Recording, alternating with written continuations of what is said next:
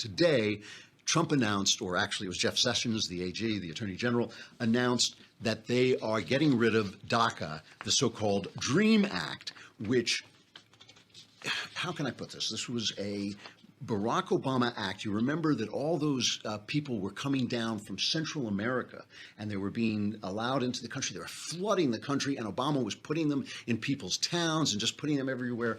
And he basically suspended any kind of deportation for them if they were under 31, I believe the number was. They kept saying it's for children, but it was not. It was, and also they weren't coming with their parents. The parents were putting them on trains and sending them over because they realized, why not? Why not? Nobody was doing anything about it. So here's Jeff Sessions making the announcement that they are going to get rid of it, but it's going to be in place for 60 days, for 6 months, to allow Congress to make a law if they want, because this was just an executive order. This is cut number 12. I'm here today to announce that the program known as DACA that was effectuated under the Obama administration is being rescinded. The DACA program was implemented in 2012 and essentially provided a legal status for recipients for a renewable 2-year term, work authorization, and other benefits, including participation in the Social Security program to 800,000 mostly adult illegal aliens. The policy was implemented unilaterally to great controversy and legal concern after Congress rejected legislative proposals to extend similar benefits on numerous occasions to this same group of illegal aliens.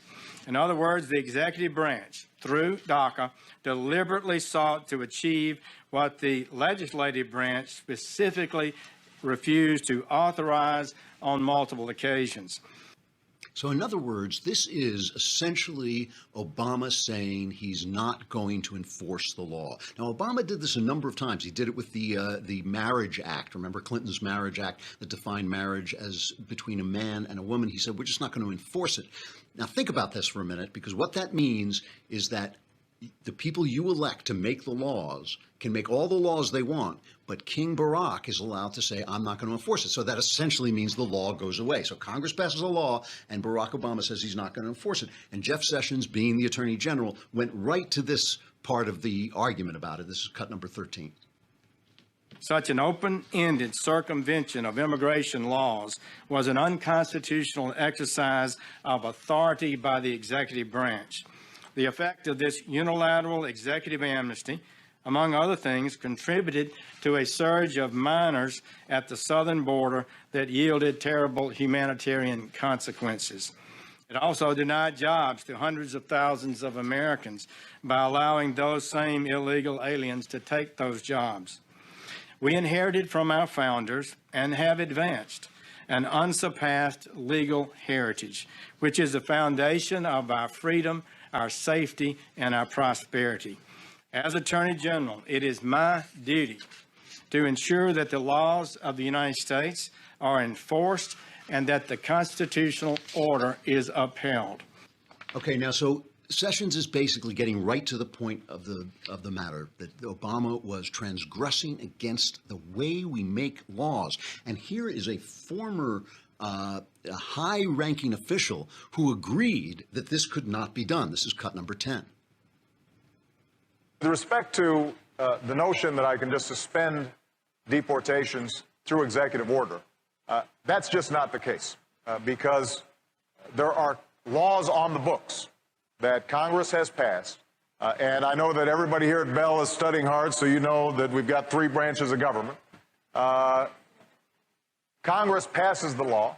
The executive branch's job is to enforce and implement those laws. And then the judiciary has to interpret the laws.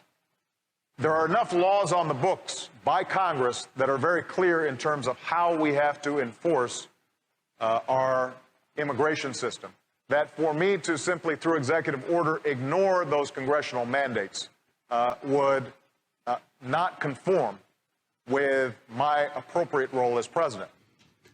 So Obama, I picked that particular one out. Obama said this for years. He said it again and again. He must have said over 20 times that he could not do what he then went ahead and did because, like Henry VIII, it took Obama a long time to realize that nobody was going to penalize him for anything because the press worshipped him and the GOP was afraid of the press.